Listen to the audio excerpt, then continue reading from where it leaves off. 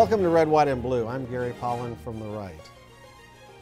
And I'm Jay Aiyer from the left, subbing in for David Jones. Glad to have you, Jay. Thank you. Thank you for having me. This week, Bayou City underwater. Do we have any solutions? And we have two awesome guests who I think might have all the answers, Jay. I hope so. Jim Blackburn and Philip Bedient, both with the Civil and Environmental Engineering Department at Rice University. And both of these gentlemen have written for years and years about flooding issues and other environmental issues challenging our area.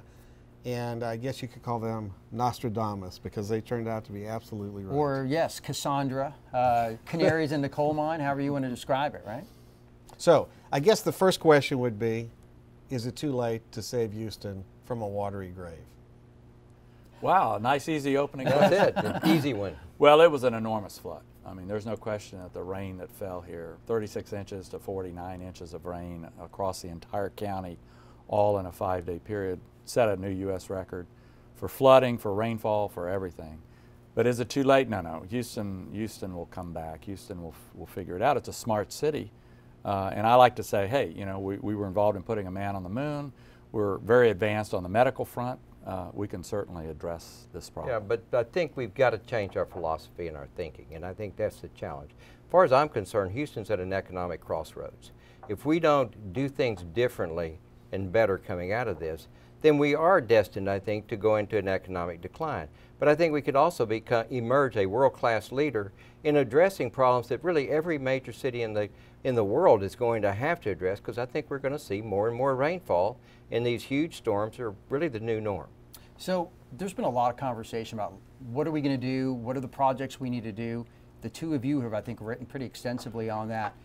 What do you think we need? I guess starting with Phil, do we need a third reservoir? Do we need a change in regulations? All that stuff. There are lots of problems. Right. So there are upstream problems, and then there are downstream problems. So let's start with the upstream, the far western end, the Addicts, Barker, if you will. There were huge issues out there.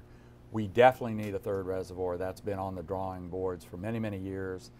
Unfortunately, the funds did not come available. They needed to come available. It obviously needs to get built now, given what happened during the Addicts-Barker controversy. Mm-hmm. Further downstream, when you start talking about Brays Bayou and Meyerland and some of those areas, for an area like that, a beautiful subdivision like Meyerland to be flooded out 3 times in a row is just an absolute atrocity. That needs to be fixed, and it needs to be fixed once and for all. And there are solutions. There's got to be some buyouts. There's got to be some more reservoirs put in place. But the money and the will has to come forward to make that happen. And then finally, the third big area is the east side. And the east side is a real tragedy as well. And there needs to be a lot of energy and money put on these watersheds that are only carrying a 10-year storm and ought to be carrying closer to a 100-year flow. And it's just not there.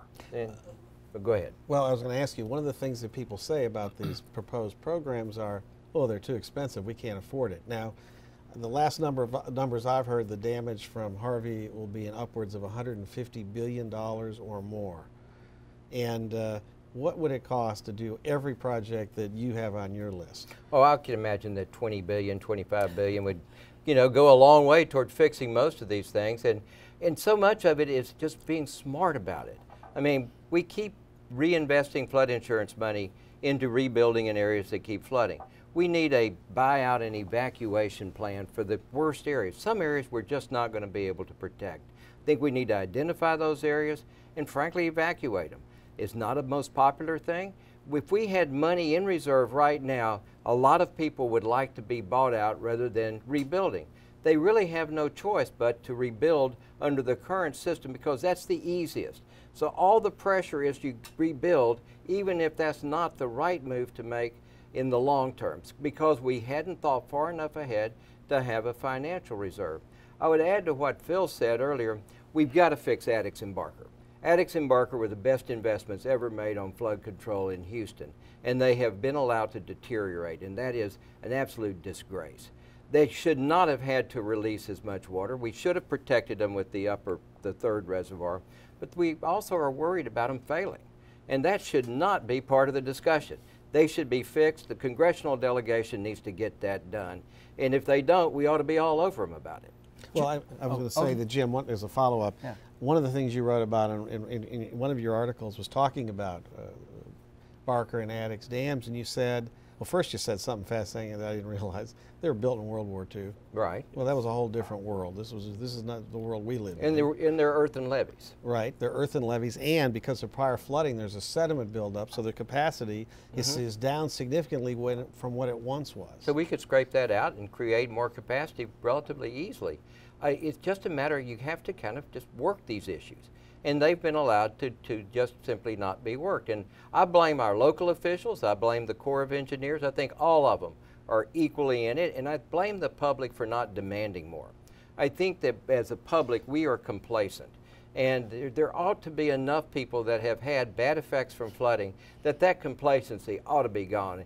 And we have a right to better public services on flooding than we're getting. And it's across the board. Well, and to relate to that, I've been out there, I've looked at it carefully, and we've looked at it on maps. And it's amazing to me that they would allow thousands and thousands of homes to be built up above these reservoirs, and this is recent development. The Sanko Ranch areas and so on and so forth that are all out there in Barker and Addicts reservoirs.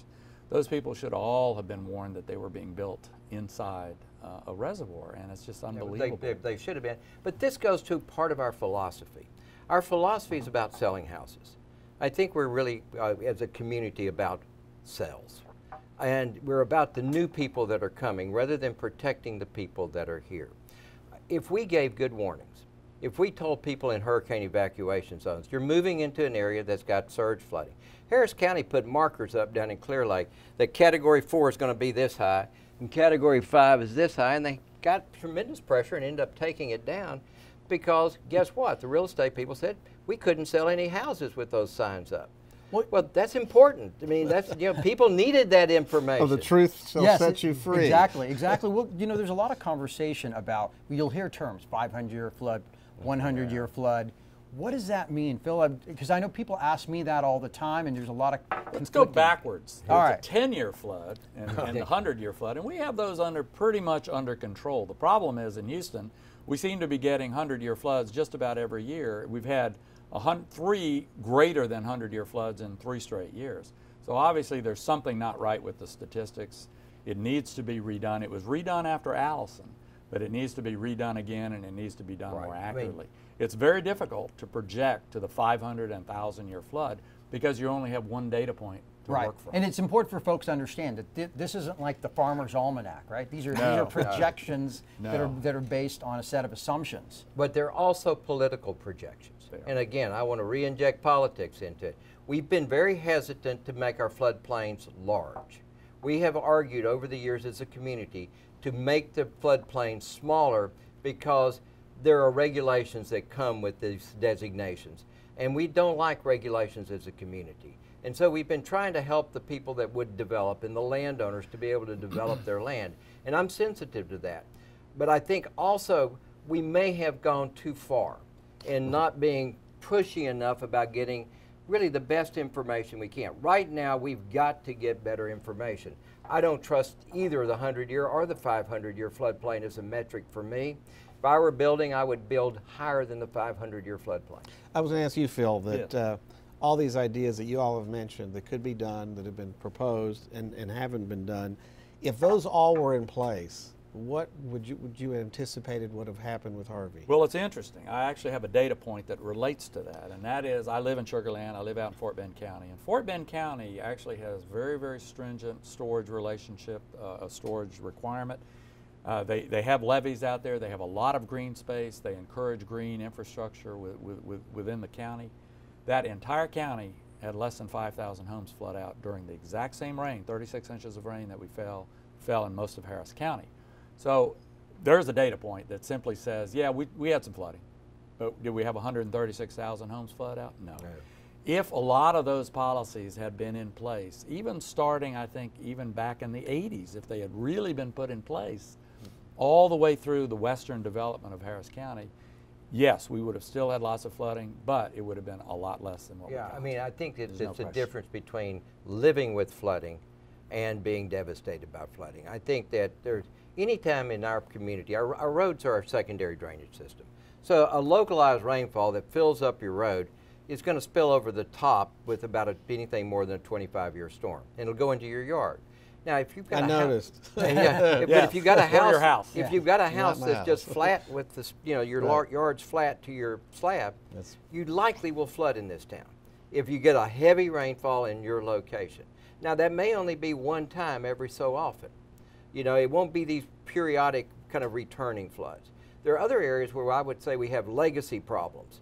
These are the deep flood plains where we started off. I mean, we told people on Bayou in Meyerland they could develop up to the edges. It was actually safe in the early 60s and mid 60s to develop that close. That's because the land use had not already expanded Right. all the way out, and that And bayou, that dumped on us downstream. that bayou that's- very quickly became a 10-year bayou, not anywhere close to 100. And that's the real question here, because going forward, what can we do?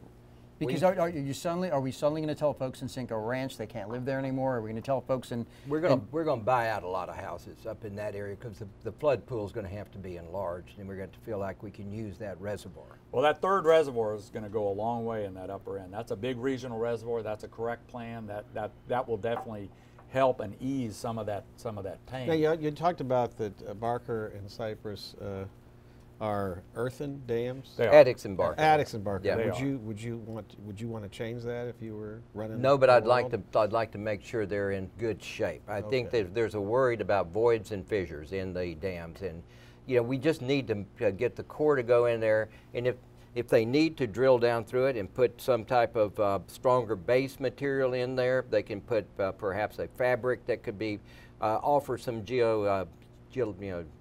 geologically designed type of control to it. That would be very, very happy. The technology is there to do it. Yeah. We interact routinely with the Dutch and the Netherlands all the time at TU Delft, and over there they build levees and dams and dikes that are built for the long haul. They were the ones that came in and helped rebuild New Orleans after Katrina. Yeah, geofabrics, things like that could work very well. Exactly. I just think there are we just haven't pushed for it. Our priority, I filed a lawsuit for Sierra Club against the Corps of Engineers over their permitting of the Grand Parkway. But the local community's priority was more about putting a new road in than it was about protecting Addicts and Barker. And they had that choice in front of them, and the clear priority was let's build new roads, let's basically support new development rather than protecting the people downstream. There's an important program that comes from the Netherlands, and that's a catchphrase that said, "Make room for the river." Huge That's idea. the name of the program. We need to make room for the bayou. We need to make room and put in more green infrastructure. And that's buyouts, and that's coming in and expanding the room for the water. And does that mean that you believe that Harris County needs to have additional regulations similar to what Fort Bend does in terms of where development's allowed without? Well, I think they're already moving in that direction. There are some indications that the regulations are changing out on the western side.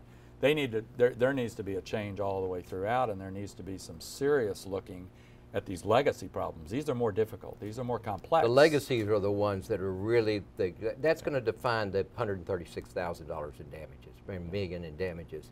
That's the huge problem of where we've got development that we have to remove, and also redevelopment. Because, we're redeveloping areas that we didn't require detention ponds in, and the redevelopment actually may need detention. And so we could actually make things better as we redevelop rather than just grandfathering everything and say, well, that was done previously, it's okay to go forward. It has to be a combination, I think, for example, in Meyerland, there's no choice. It has to be a combination of buyout and turn that area into detention, maybe even pump storage detention. Go buy out golf courses wherever you can and get that natural storage back. Yeah, because I drove through Meyerland and took a look at the train wreck of that neighborhood for the third time. But then I thought about it. I said, well, one of the ideas was, well, if you got rid of these houses, you could expand the bayou here. But the problem is, if you expand the bayou, there's still no place for the water to go downstream. Yeah, it's all It gets narrower because of the bridges, because of the highways. But that has been our problem in the past. We have really, through engineering, I would tell you, the community's over-engineered and underplanned. If I had to just kind of capsulize, we are great at moving water, but we don't have an end point that we can get it to, and so we just sort of move the flood around. So one of the things I think that's interesting is there seems to be a political consensus on this coastal spine, and I'm curious what you think. I've heard some people say that it's because it's a huge amount of money, and I think part of the issue is going to be we're going to be given a pot of money for one big project. what's the best use for us as a community to advocate for? I'm going to let Jim take that one, because he's all over that question. Well, I mean, there's two projects that have been talked about. One is called the Ike Dike, and then we at Speed have designed something called a mid-bay alternative. I think we ought to move forward with both of them. The Ike Dike is the much more expensive project. It's about a 10, possibly 15 billion. If Congress wants to award that much money, then build it. Absolutely. I think we need a fallback, though, because, I mean, Congress is also going to get pressure from not only from Puerto Rico, but from Florida, but also from Harvey. And the third reservoir. And so all on of those and things. And so the priority, mid-bay is much less expensive. And I think a permit application should be filed to start getting permission to build. We could build that with local money. Well, that's the question, and it gives 95% of the protection. Because I guess the whole issue is, if you're only going to get one shot at doing something in flood control, what's the most important thing to do? Is it the third reservoir? Is it mid-bay? Is it? It's actually all of the above. It's all of the above, we may, absolutely. But we may not have enough money to do everything. If Harvey or Irma had come into Houston with a direct hit, can you imagine? We have not seen the worst case. We would not be having this conversation. Harvey was not the worst case storm for Houston. No. Period. All right, tell us what the worst case was. Not to depress our viewers. It's about a 25-foot surge coming in with a major, like Irma type of hurricane. Does that flood the whole city? That would, well, no, it would Into flood the the ship channel. channel. Wow. And it would ship shut channel. down the ship channel. It would, we figure about 90 to 100 million gallons of, 100 million gallons of oil or hazardous substances would be released. And that's probably very conservative. And the industrial engine of our region would be shut down. And then you would have much of Clear Lake destroyed. And you would have another $100 billion in damage on top of what you've already got. Now, granted, this huge rainfall event created what potentially is going to be a $150 billion event. But just no rain, imagine no rain and nothing but wind and Irma and a huge surge, and you'd still be sitting on probably $100 billion in damage. I know, it would, and it would be also the biggest environmental disaster Mm-hmm. in the probably United States history, and Galveston Bay would be unusable for decades. You couldn't really habitate Galveston Bay because of the chemicals and oil that would be around You it. may wonder how we sleep at night. Well, actually, that's the thing I worry about most is this big surge event. And that's why these big dikes are actually reasonable to talk about. So you think the dike model is if we were going to do one thing, Or we the should, mid, or the mid-bay would be the first thing we should do before the reservoir? I think it's absolutely essential to get in the middle of it. Yes. And so yes, they should be Do in the something. mix. At Start different- something. But we doing need. something. But see, we seem to say we take an all or nothing viewpoint.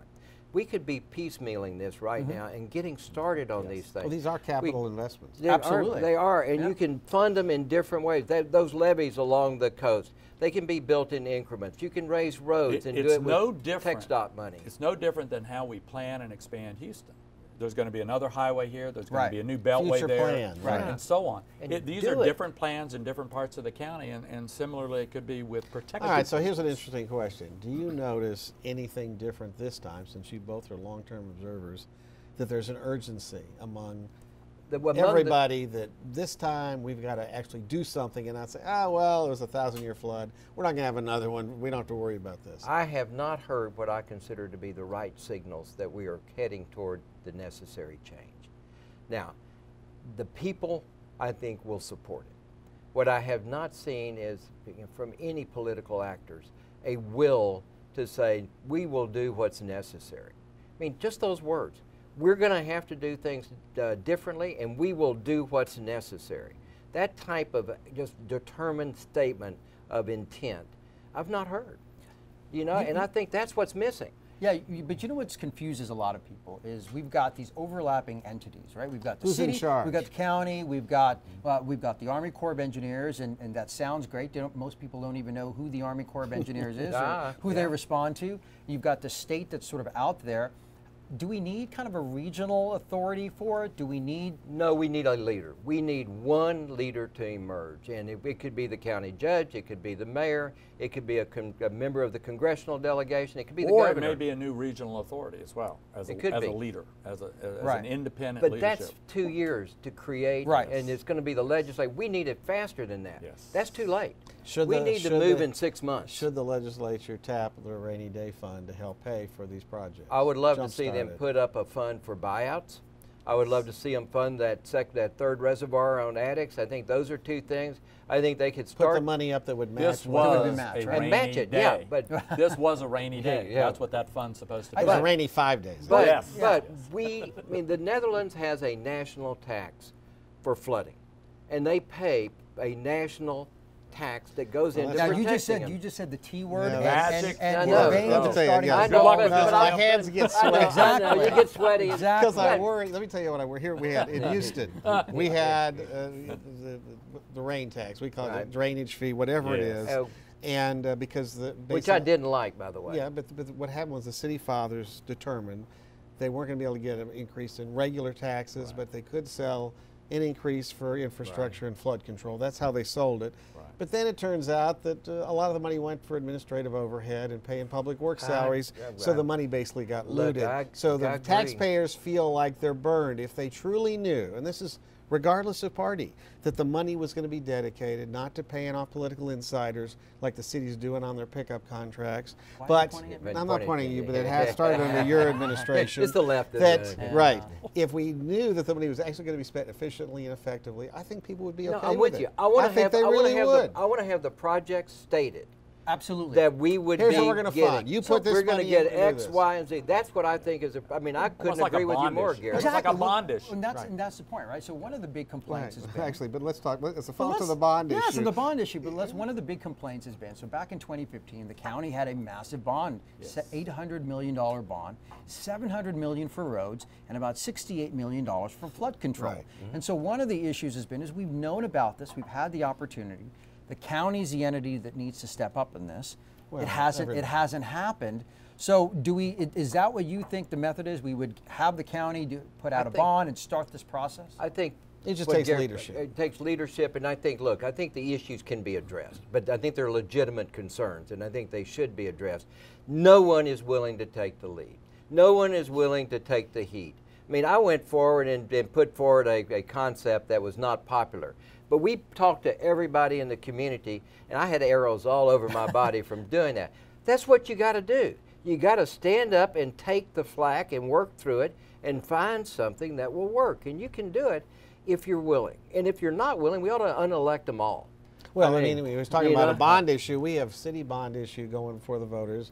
$1.6 billion, zero for flood control. Zero. Well, with and the he ci- wants but a the- tax well, the increase. city's role Wait, is not in for the flood ci- control. You know yeah, that, it's part of Gary. it. Although Partly I, is. Directly. I challenge that. Thank you. I So think how would we do that? I Tell think me. well, That's a I good think the point. city has regulatory authorities they've never used, for example. Exactly. They've But deferred that's totally not, to but that's the not county. project based. That's Well, not project. no, but I mean, it would take care of some of these problems. I think the city could exert a lot more leadership than they have. Good. I think I agree. I would agree with you 100%. The county has historically had the primary role. They're the ones that, frankly, a lot of this fall on. But I think that, frankly, it's going to be one leader that's going to emerge. It could even be a private sector leader, and probably will be, frankly. It's the Houston way.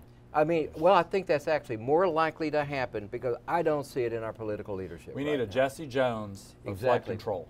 Right. Stand George Mitchell. up. Flood This management. is what we George need Well, to basically do. whip Because everybody. everybody has a part. I disagree with Jay. I think the city has a part to play. The county has a part to They play. all play. No, I The agree. region has a I part to think play, the which city- means the state has a part to play, Sure. and the federal government, where those projects were underfunded related to the. Look at what New York did. Look at what Right. they It's did. real important. City, county, and together they went to the federal government and they got a whole ton of money to do their projects. They up there. put That's up the model. That's a great they put idea. Up, they That's put the up model. $5 billion each, Yeah. and That's this the is model. post Sandy, and we have not offered post Ike or post Harvey. We're talking a little bit. We missed out on Ike because of what happened the day after Ike, right? Because but of the- but nobody locally proposed putting any money up to do anything. Nothing. Yeah. Well, unfortunately, our governor doesn't really think there's a real problem that needs to be immediately addressed right now. So, Well, I think there's hope there that Oh, he will good. show leadership You're hopefully here you and can- take it because it's going to happen again. it's going to Well, happen again. But I think again, And there'll be political ramifications for those who knew the problem and now are going to sit idly now we're all by on and do notice. And nothing. next time it might be an Absolutely. Orma instead of Absolutely. well, a, instead of a that's Harvey. what we all better hope doesn't happen. And, That's exactly you know, right. Hope is not a good public It's not a policy good idea. policy. I'm sorry to tell you. That's what that and hunker down. exactly. You know, That's what it's that's been. not going to get it. Hey. We've got to move forward. Buy a canoe and have it in your garage. Well, you know, I've Turn got a couple around, of don't kayaks. drown may not work in Right. certain neighborhoods. But Oh, you know, you're no right. one should drown in intersections. We ought to have an absolute warning system everywhere that just keeps that from happening. That's not hard. But I do want to say, while I've got the opportunity here, that I think the response to the flood in terms of the emergency response that took place in Houston was Herculean. And I agree. I think it was And that has to Absolutely. be the amazing. That's final I- comment of the Yeah, and I evening, tip my hat to the Phil. mayor, and I tip my hat to No, everybody involved. everybody did it. Everybody We should be involved. proud of our community. Absolutely. If this was some other city like Detroit, It might have Los been a different Angeles, story, or it it'd might have be been a different crime, stealing, people wouldn't care. But we can't rest on that. We've No. No. got to move forward. Jim Blackburn, awesome to have you as a guest. thank you. Great ideas. Phil Bedient, Thank again, you. thank you so much for being with us. We're And delighted. Jay, there are answers here. I know there are. We can do it together. Yeah, Everyone man, can we do need to it get together. active. It's going to take us all together, though. That's the Everybody. point. All right, so you need to do your part, folks. We'll be back next week with another show. I hope you enjoyed this one as much as we enjoyed bringing it to you.